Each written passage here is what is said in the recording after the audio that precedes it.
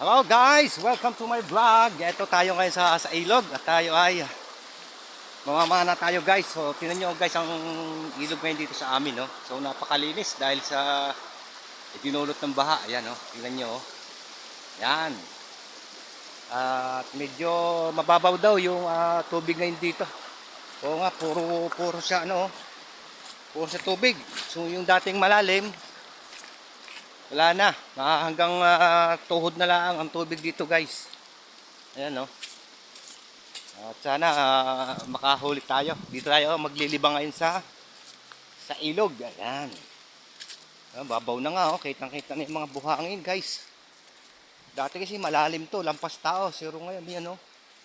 Ang ano niya, ang babaw na. Yan, oh. So napakalinis ngayon ng paligid.